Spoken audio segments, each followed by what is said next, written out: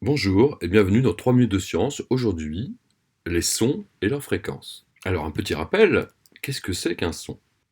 Eh bien un son c'est une vibration mécanique, c'est-à-dire que ce sont des atomes ou des molécules qui s'entrechoquent.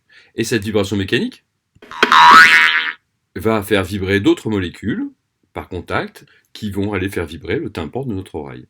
Il faut donc un milieu solide, gazeux ou liquide qui transporte les vibrations qui constituent le son. Donc, à l'inverse, si vous vous mettez dans l'espace où il n'y a pas de molécules, là où règne le vide, eh bien, vous pouvez vibrer tant que vous voulez, vous agiter tant que vous voulez, vous n'entendrez pas de son. En parlant de vibrations, le nombre de vibrations qui ont lieu en une seconde, eh bien, c'est ce qu'on va appeler la fréquence. Et cette fréquence, on la mesure en Hertz. C'est lié directement à l'impression que vous avez quand vous entendez un son. Il peut être aigu ou grave. C'est ce qu'on appelle la hauteur d'un son.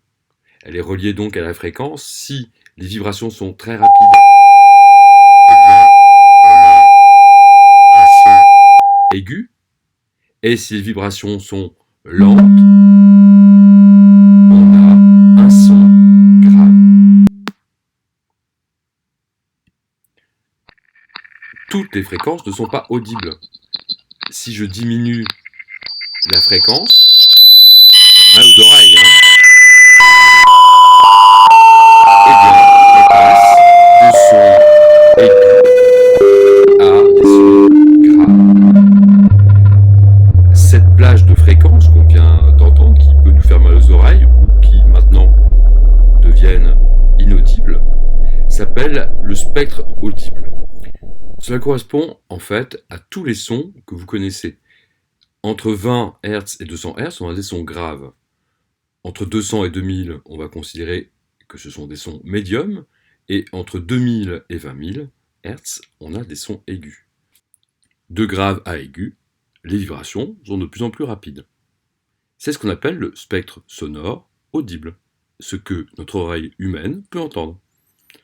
Mais en dessous de 20 Hz, on a les infrasons, infra comme inférieur. Et ceux-là, ils sont tellement graves qu'on ne les entend pas. Au-delà de 20 000 Hz, il y a les ultrasons, et ceux-là non plus, on ne les entend pas, ils sont trop rapides.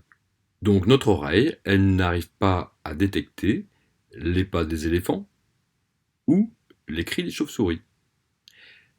Les chauves-souris, d'ailleurs, qui utilisent ces ultrasons pour chasser des bestioles, des petits moucherons. Et elles émettent des ultrasons de fréquence comprises entre 1 et 12 kHz. Exactement comme les dauphins, qui eux émettent des fréquences de 15 kHz. Comment ça fonctionne? Eh bien, le dauphin envoie un son qui revient, c'est ce qu'on appelle l'écho.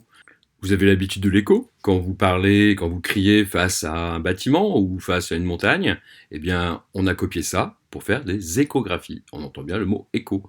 Et pour les échographies, les ultrasons ont des fréquences comprises entre 2 et 10 MHz.